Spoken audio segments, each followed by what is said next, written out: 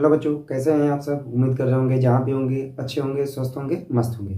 Thumbnail देखकर आप समझ गए होंगे कि हम क्लास 12 के संपूर्ण सिलेबस की बात करने वाले हैं। पूरे पाठ्यक्रम को लेकर कि कितना कितना आपको क्या पढ़ना है जीव विज्ञान में। ठीक है ना। तो चलिए बिना देर के स्टार्ट करते हैं। चाहे किसी भी बोर्ड के हैं, वो CBSE बोर्ड के हों, यूपी बोर्ड के, हिंदी मीडियम हो, इंग्लिश मीडियम हो, जो भी मीडियम है आप ध्यान से देखिएगा। आपको टोटल जीव विज्ञान में कितने यूनिट को पढ़ना है और हर एक यूनिट में कितने चैप्टर्स को लर्न करना है। ठीक है ना। तो चलिए बिना देर किए प्रारंभ करते हैं। क्या क्या चीज़ें आपको पढ़नी है तो ध्यान दीजिएगा। सबसे पहले आपको टोटल जीव विज्ञान में यानी बायोलॉजी में 5 यूनिट पढ़ना है। और टोटल पूर्णांक कितना होगा बेटा? पूर्णांक का मैक्सिमम मार्क आप में आएगा कितना? 70 मार्क्स का आएगा, 70 अंक आएगा। उसमें पहली यूनिट आपको पढ़नी है क्या? रिप्रोडक्शन। इस यूनिट में 3 पार्ट को पढ़ना है। पुष्पी पौधों में लैंगिक जनन, sexual reproduction in flowering plant. दूसरा पढ़ना है मानव जनन, ह्यूमन रिप्रोडक्शन। तीसरा पढ़ना है जनन स्वास्थ्य, रिप्रोडक्टिव हेल्थ। अब यह 3 चैप्टर से मिलाकर टोटल कितने नंबर का पूछा जाएगा?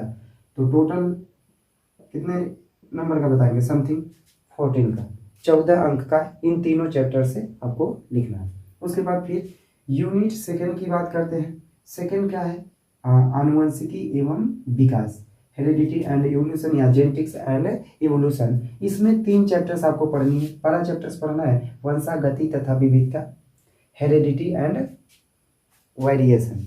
ठीक है ना। अब इसमें क्या क्या पढ़ना है? मेंडल्स के विषय में पढ़ना होगा। पूरी उनके क्या कहते हैं लॉ जितने हैं, एक्सेप्शन जितने हैं, सभी के विषय में आपको क्या पढ़ना होगा? इस वाले में पढ़ना होगा। फिर वंशागति के आणविक आधार में आपको डीएनए पढ़ना है।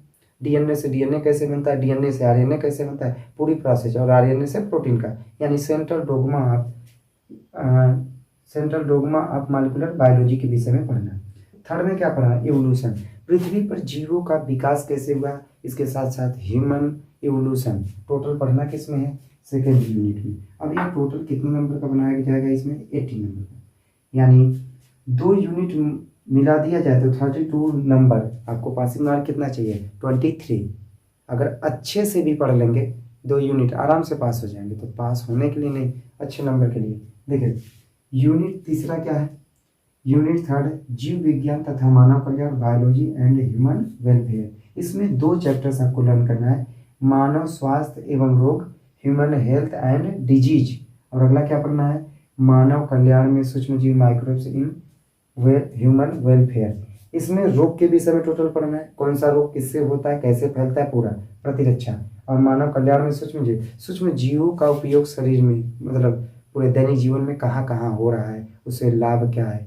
ठीक ना। तो टोटल पढ़ना है इसमें। और यह यूनिट से क्वेश्चन बनेगा हम 14 नंबर। कितने का? 14 का। ठीक है। उसके बाद आते हैं यूनिट फोर्थ है आपका जैव प्रौद्योगिकी एवं उसके अनुप्रयोग, बायोटेक्नोलॉजी एंड इट्स एप्लीकेशन। इसमें 2 चैप्टर्स पढ़ना है। ठीक ना। पहला क्या है? जैव प्रौद्योगिकी सिद्धांत एवं प्रक्रम, biotechnology principle and processes. Biotechnology यानी जैव प्रौद्योगिकी है क्या, इसके विषय में पूरा सिद्धांत, कैसे कैसे कौन कौन से टूल्स हैं, सभी इसमें पढ़ेंगे। उसके बाद जैव प्रौद्योगिकी का यूज कहाँ किया जाता है, किस सेक्टर में, कहाँ कहाँ पर इसका अनुप्रयोग होता है, उसको सेकंड चैप्टर में पढ़ेंगे। इस यूनिट से टोटल पूछा जाएगा बेटा 10 मार्क्स का। एवं कितने मार्क्स का? 10 मार्क्स का। उसके बाद यूनिट 5 की बात करें, पढ़ना क्या है? पारिस्थितिक एवं पर्यावरण, इकोसिस्टम एंड इन्वायरमेंट।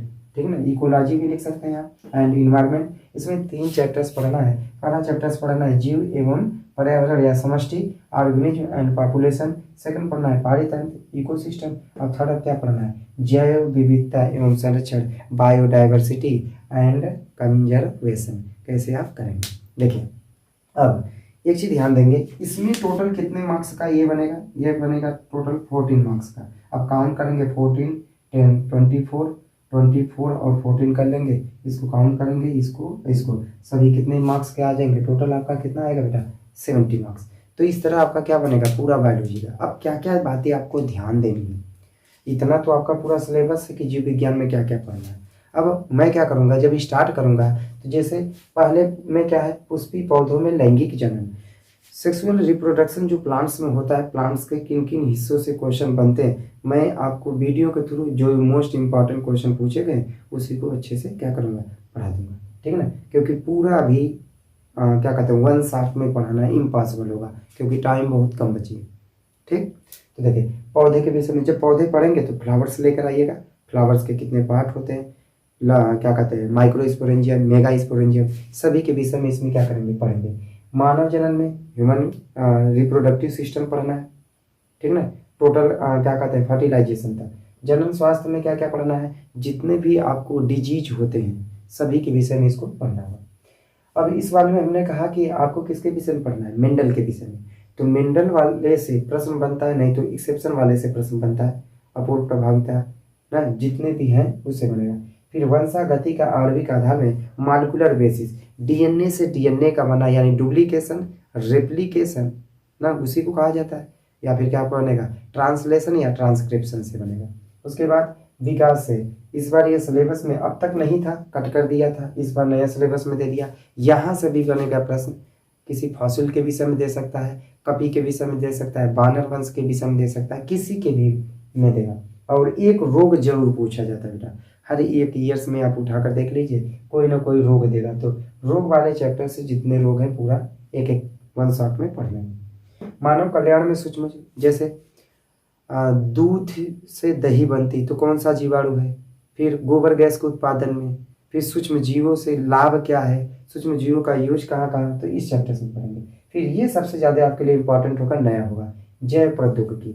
जितनी भी दवाइयाँ बनाई जाती हैं, इंजेक्शन बनाए जाते हैं, टीका बनाया जाता है, सब किसके थ्रू बनाया जाता है, बायोटेक्नोलॉजी के थ्रू।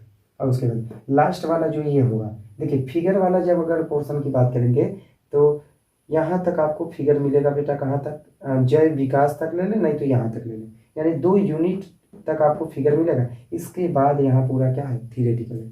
तो अच्छे से इसको पढ़िएगा, ठीक है ना।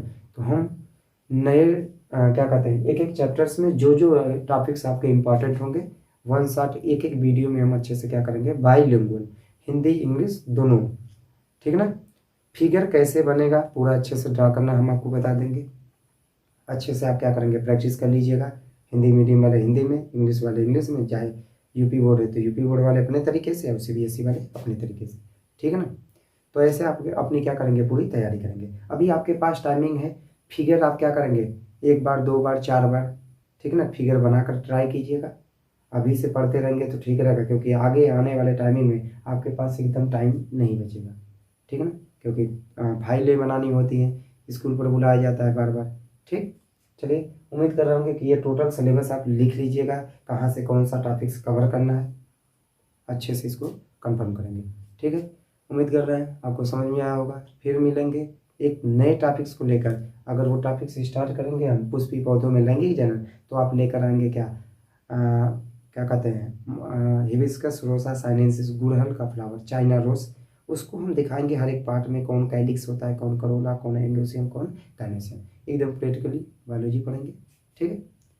फिर मिलेंगे नए वीडियो को लेकर, तब तक के लिए धन्यवाद।